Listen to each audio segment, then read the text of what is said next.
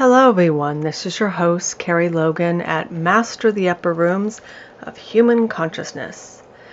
This will be my last podcast for Season 1, and therefore I want to shine a light and insight into the ascension process because everyone has different views and opinions.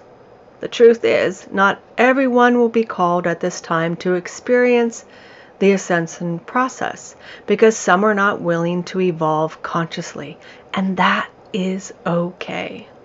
Some people fear that they will change to a point where they no longer recognize themselves, or others think one would become a flower-picking hippie running barefoot through a meadow without a care in the world.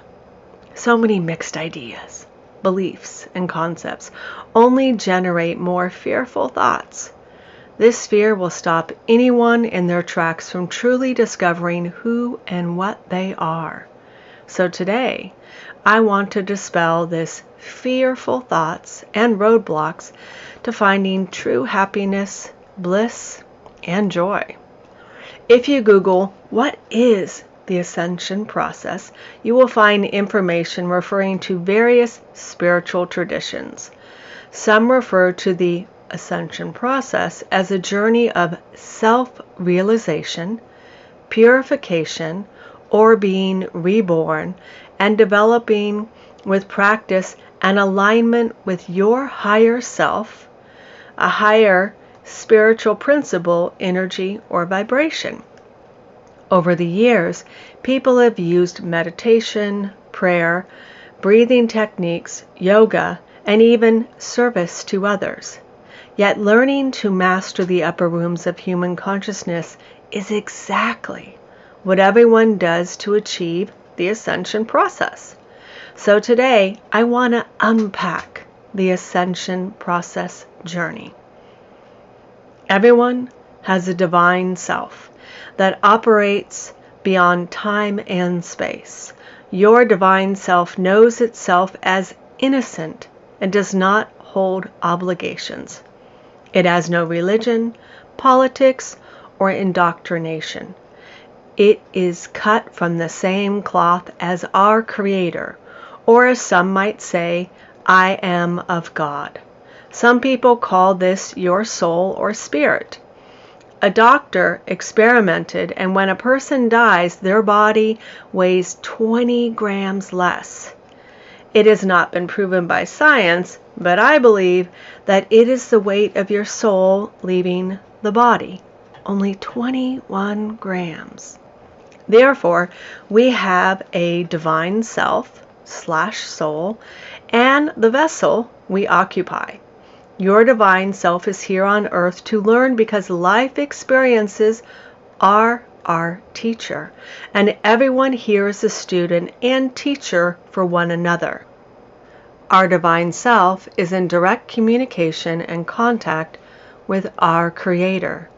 The problem is that when someone is stuck in 3D human consciousness, the divine self cannot communicate or give us sound advice. Only the ego, pain body, or hostile inner critic can speak to us when we are stuck in a rigid 3D mindset. That is why I tell people to calm down and get grounded and centered, which is 4D human consciousness. Nobody can make a favorable, rational decision from a place of hate, anger, and fear. That is why I say one must get out of one's ego and into one's heart. They are two separate operating systems that control and influence our lives. So think of it as two separate halves of a whole. We have our divine self and this ball of mental energy that creates human consciousness within the vessel we occupy. Our primary purpose is to become whole again, to form that mind, body, and spirit connection. Something magical can happen when a person starts to examine their life choices, beliefs, cultural or religion's do's and don'ts. This form of self-reflection is part of the ascension process. Who am I? Why am I here? What is my life purpose?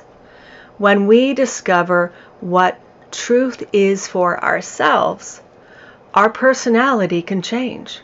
A person can go from being angry all the time to being calm and peaceful. This transition from 3D into 4D is about going within, reflecting upon what has created or caused one to become angry, and how to discover liberation from within. I like to call it self-expression, from anger into peace. It is learning to understand yourself without the rules or edicts of the structures of personality, country, family obligations, and limitations. So what is happening is this angry person is making the choice. And the key word is choice.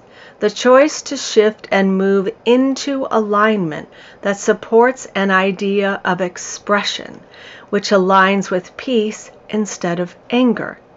Maintaining this new way of thinking, acting, and behaving is key.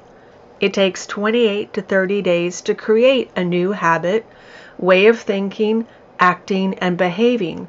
You want to embody, embrace, and become this new, happier, confident person. You do not want to test drive it.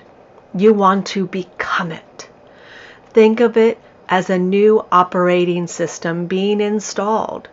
New neural pathways within the brain are being formed, and outdated neural pathways are beginning to disconnect and weaken from within. For more clinical evidence about the power of our thoughts and emotions have over our physical well-being, read or listen to the book, The Secret Language of Your Body, The Essential Guide to Health and Wellness. There is an extensive list of illnesses and how those illnesses are associated with our thoughts and emotions within the realm of 3D human consciousness. We have all heard of the aha moments. Those aha moments are like revelations. A new beginning has been revealed to you. When one operates from the upper rooms of human consciousness, one moves into a state of recognition of what is only in truth, instead of listening to lies or the angry ego. There can be wisdom, understanding, compassion, patience, and acceptance. And yes, at times the truth can sting a little. It is as if one can now see the thorn stuck in their side, and they are in a position to view that thorn as a valuable life lesson or teacher. They no longer beat themselves up mentally, but can have compassion and grace for themselves and others. So let's break down the steps, or give a more detailed explanation of the ascension process. The ascension process has 7 different approaches or methods. Some might explore the ascension process for spiritual growth and the evolution of becoming whole again. Ascension is often viewed as a process or journey of spiritual growth and the evolution of oneness. One becomes one with their divine self and our Creator. This is when a person moves or shifts towards a higher state of consciousness, an understanding of themselves, their life journey in general, and their knowledge of oneness/connection with all, instead of separation. Then there is self-realization. Life is our teacher. We are all students and teachers. Everyone has had good and bad life experiences.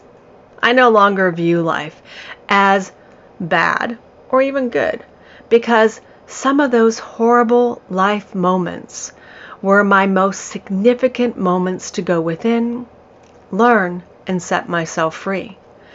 I discovered generational trauma, stories and memories from my childhood. That's why everyone's journey is unique. Nobody has the same life experiences.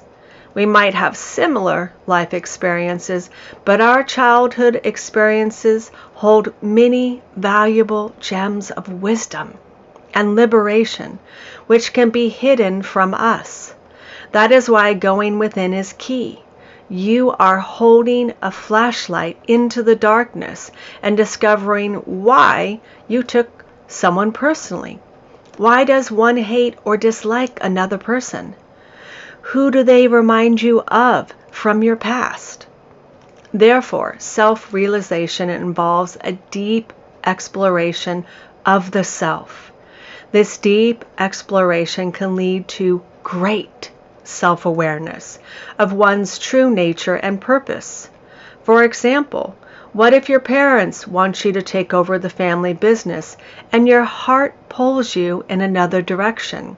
Will you relinquish your heart's hopes and dreams to please another person? Can your parents love you unconditionally if you refuse to not take over the family business?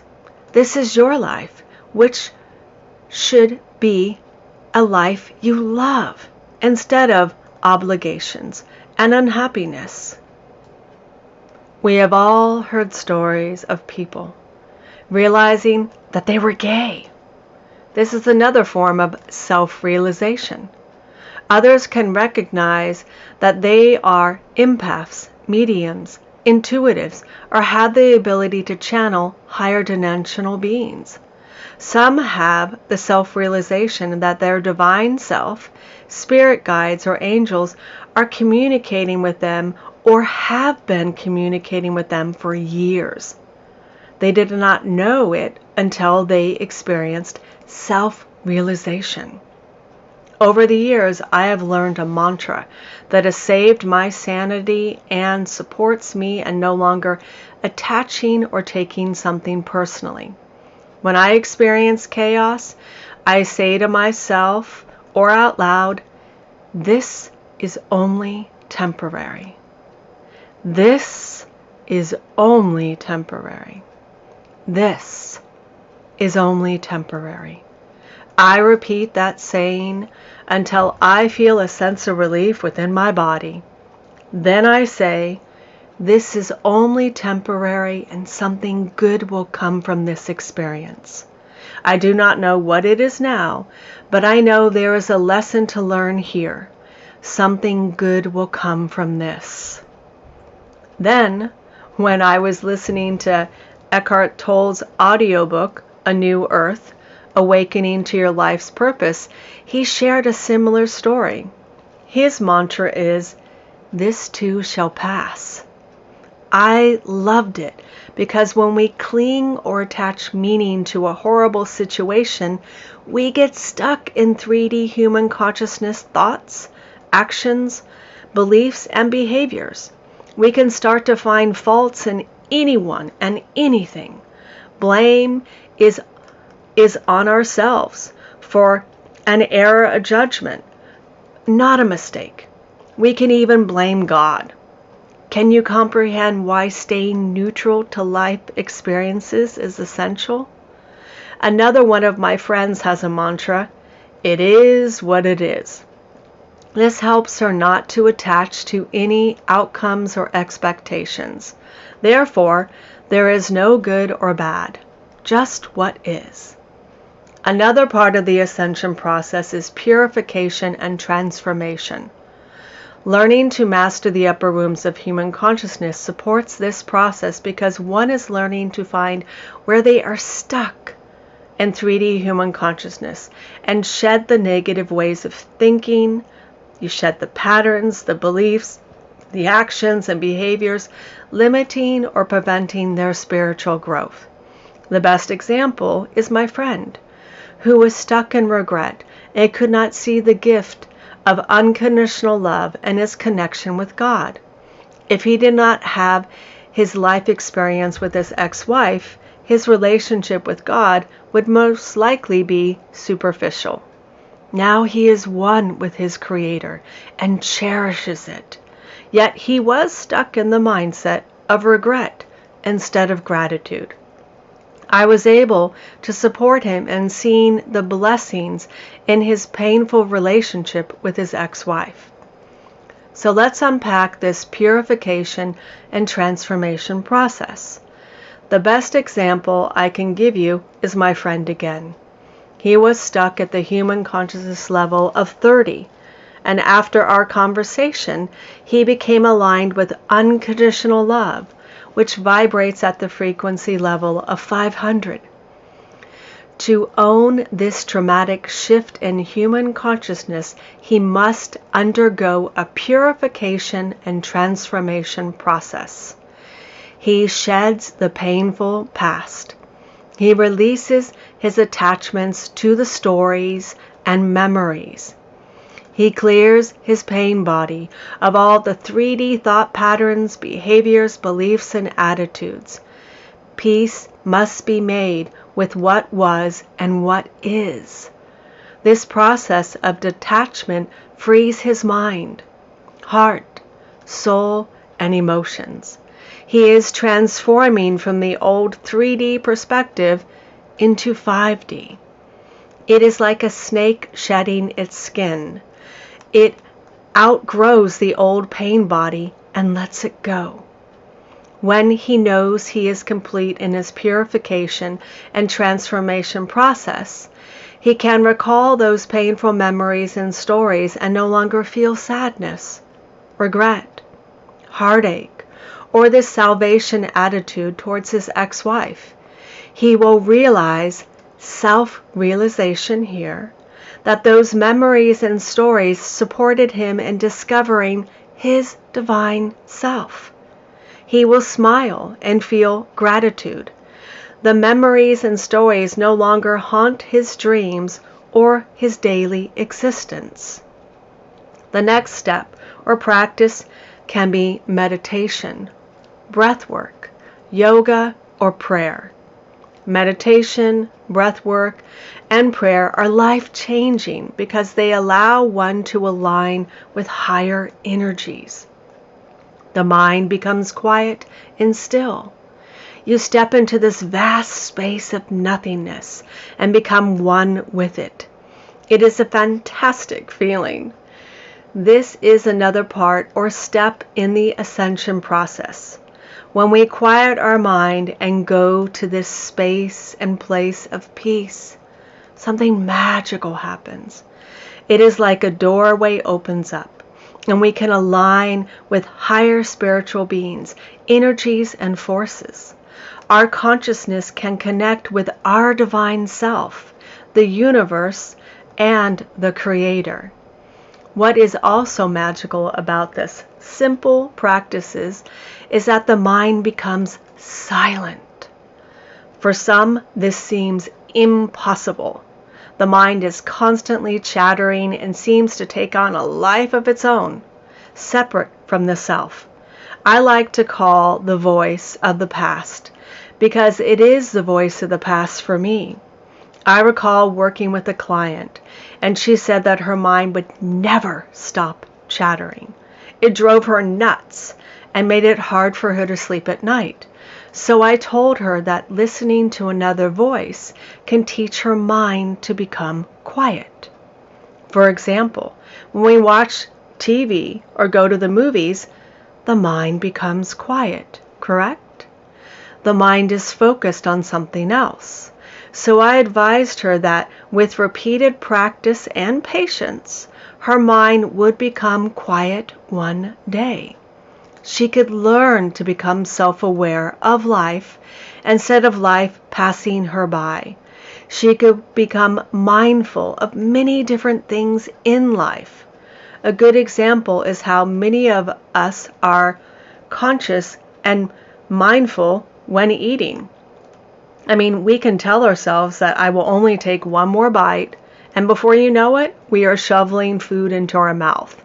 Then we try to rationalize or justify the behavior. I also have practiced mindful eating when I was starving. I mean, that's the time to really practice it. The first step was to become conscious, mindful, and aware of her breath. She felt her breath moving in and out of her body. Next, she followed the breath and noticed how it could calm everything down when used as a tool for inner calmness and peace. Eventually, she revealed to me that her mind was much calmer, less stressed, and filled with worry and doubt. This is a gift she gave herself, and it took practice, practice, practice. She got out of fear, which vibrates at the frequency of 100, and became satisfied with life at 250. That was purification and transformation. The next step in the ascension process is shifting perspectives. I do this for my clients and anyone who comes to me with a story stuck in 3D human consciousness. When one can shift and move their perspective out of hate, anger, or fear, it leads to a greater sense of interconnectedness and empathy towards others. This is especially important when a narcissistic or toxic parent raised someone. I strive for them to find empathy towards that person. There can be years and years of built-up anger, resentment, blame, victim mindset, and pain. Most people want them to suffer as deeply as they have, and the truth is, they did. The person cannot see it or realize it. Some do not even want to hear the truth. They want them to burn in hell. Yet, if one wants them to burn in hell, the same will happen to them. Life will be hell for both parties. Are the wheels turning? Can we be humble towards ourselves and show mercy to all? This lesson was hard to learn and discover because I did not grow up in a 4D home. What helped me shift my perspective about an abusive family member was to know about his childhood. When I did, I felt pity for him. It explained why he became what many people would call a monster. Now I see him as my most outstanding teacher, and I love him unconditionally. Do I want to sit down and have tea with him or hang out? The answer is no. My heart and mind and soul are content with having no contact with this person. I can love him from afar. The last and most absolute favorite is experiencing higher states of consciousness. It is true that when one begins to master the upper rooms of human consciousness, one will experience moments of enlightenment, pure bliss, and oneness with the universe. One can experience this higher state of consciousness by meditation, visiting places worldwide that speak to your soul, or taking something that will induce these effects. It can be like taking Molly or being surrounded by a cushion of unconditional love. The energy is buzzing with life, joy, peace, and connectedness. It is better than going to Disneyland. That is why I am happy that certain states and countries are using magic mushrooms to support people with anxiety, depression, PTSD, and addictions. Coming from a mental health background, I believe our Creator gave us natural tools to help people who are stuck or trapped within their past traumas, such as psychedelics. What I will say next might shock some people, but listen, I have a personal story to share. I subscribe to a magazine called Reasons, Free Minds and Free Markets. In the March 2025 issue, there was an article about the strange case of the immortality key. Brian, and I know I can't pronounce his last name, but if you go to the blog post, it's here. He wrote this fascinating book, The Immortality Key, The Secret History of a Religion with No Name. Some called it groundbreaking because this man dedicated a huge chunk of his life researching the use of psychedelics to bring people closer to God. Since I enjoy listening to audiobooks, I went to audible.com, and to my surprise, I already had that book in my library, but I never listened to it. To me, that was a sign.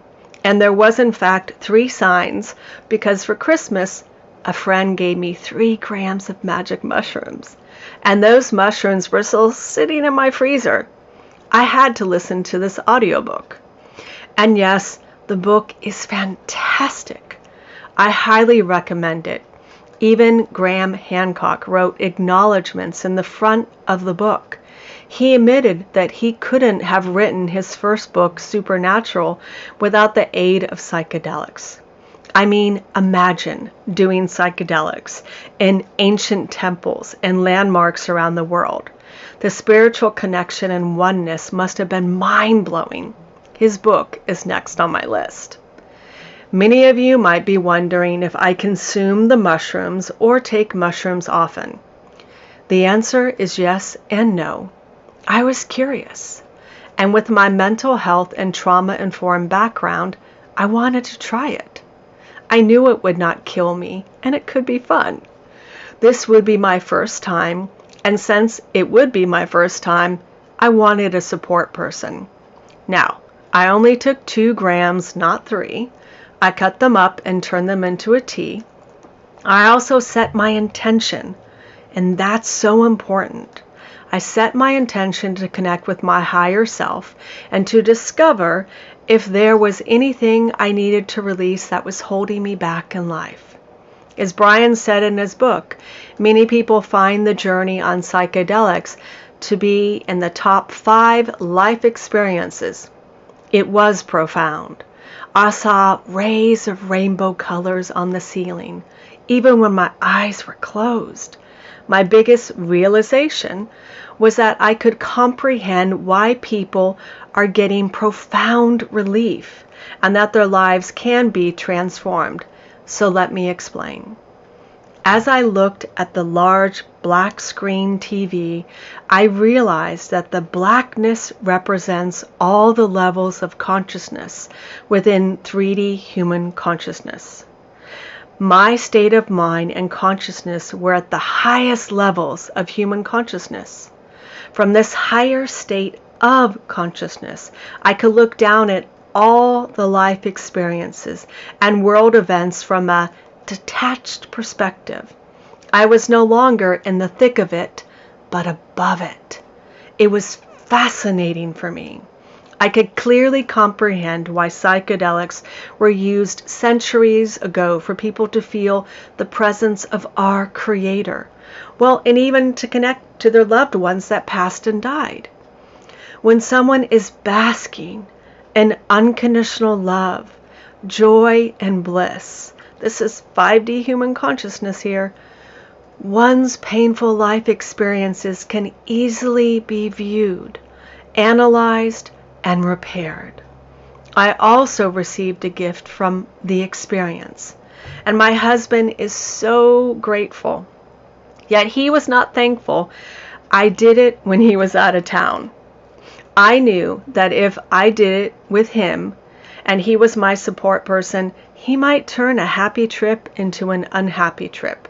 At times, he can be like a mother hen, full of worry and concerns. When someone is under the influence of psychedelics, they are highly suggestible and can take on the other person's fears. So you might be wondering, what was the gift? The gift was realizing something I had achieved, yet I had a massive wall around the subject matter. What was the subject matter? It was marriage. When I was 4.5 years old, I witnessed my father almost kill my mom. And this was not the first time, but the second. So I had a fear about marriage. I grew up seeing and hearing every female family member struggle with various forms of abuse. And it was because of their marriage. This made me afraid of marriage. Yet I still wanted to get married. How it was displayed to me was that my mom was in a worn and tattered sailboat trying to stay afloat in a vast, stormy sea. The boat was rocking back and forth as the dark clouds loomed overhead. The sea represented her emotions. She had 40 years of deep sadness. She thought or believed at the time when she met my father that he would make all her dreams come true. Instead, it was a nightmare. Then I saw my grandparents in the same boat, and next was my great-grandparents. Every one of them married, thinking or believing the same thing. Then they showed me my marriage. The water was calm. The sail was not torn or tattered like theirs. The sun was shining. The energy was warm, nurturing, and supportive. Then the self-realization hit me. I had this wall up, or fear around marriage, that was unconsciously aware of. One cannot blame me for my life experiences and what I have witnessed. It hit me like a ton of bricks, and tears of joy and sadness streamed down my face. They were letting me know that I broke the cycle of domestic violence and abuse within my family's generational timeline. I no longer needed to be guarded. That is when I saw the wall crumbling down. It no longer served a purpose. I could trust 250 and enjoy my loving marriage. The experience was so profound that I decided to become a psilocybin facilitator for Oregon because there are so many people in need. Over 3,000 people in Oregon alone are seeking treatment for their manic depression, PTSD, addictions, and other mental health concerns.